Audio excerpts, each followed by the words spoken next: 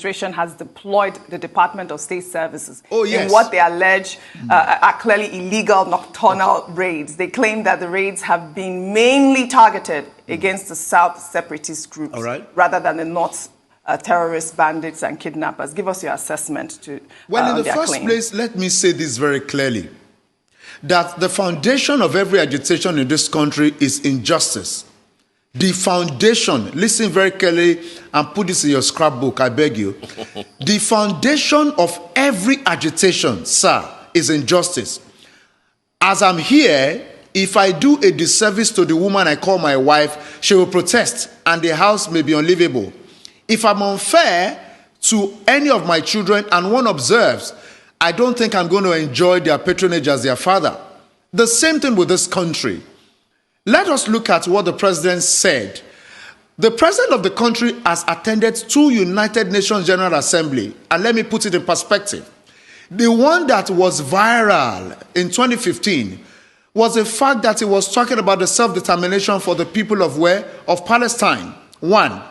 The second one that has not gone viral was the case he has made, also on record, for the Rohingya Muslims that have been wrongly treated by the people of Burma, known as Myanmar. That is the second one that has not gone viral.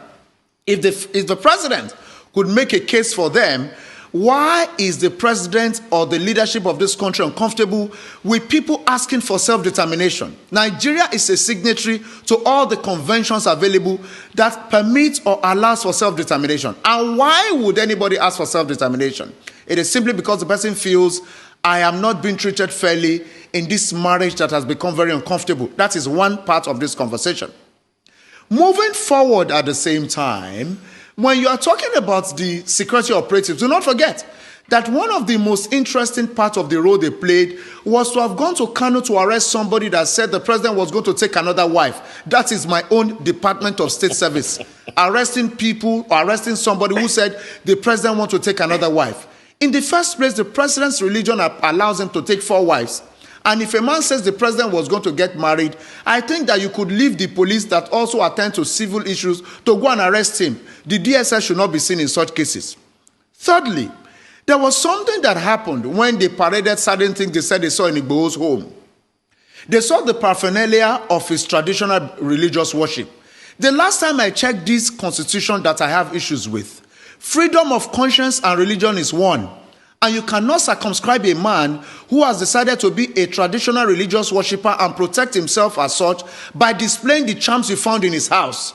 In the first place, the amulet, the charms, are the paraphernalia of his religion. Have you arrested somebody with rosary? Have you arrested somebody with tesbih? Why are you displaying all of those things? That is not part of what you should display.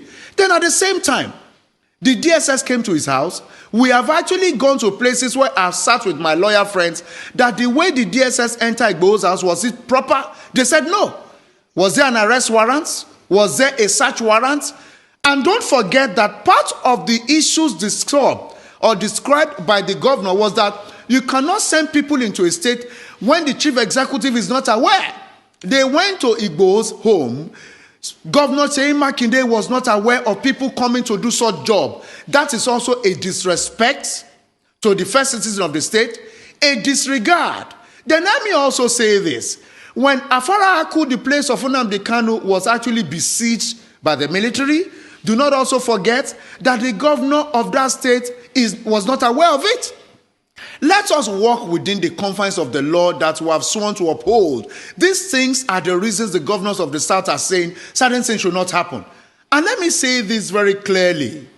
The agitations may not abate, because if you think you have curbed one, other people are actually rising up and saying, no, treat people. Do you know that the Anglican Church in the East, in Anambra, for instance, according to certain things that I read recently, have stopped the use of the Nigerian flag, and of course, they don't accommodate the national anthem again. That I read somewhere about 3 days or 48 hours ago. You see, when people see that you are not listening to them, they will find a way to get your attention. For instance, we are talking about the South people at the same time who are complaining. Has any respect been shown to the people of that region? Let us know that as students of political history, it took a lot of battle for them to even get the 13% derivation that they get today. And they are still telling you that the host communities are affected. Excuse me, people. I have traveled in the south of the country. I've gone to the pipelines. I am not a media person that sits in Lagos and talk. I have gone to the creeks. I've gone to the waterways of Ahoda. I've seen this pipeline, and I see the stark poverty in the lives of these people. Wow. Let us treat this country with fairness and justice so agitations can stop. I appreciate this platform, and thank you for having me. Well, thank you so much for your contribution.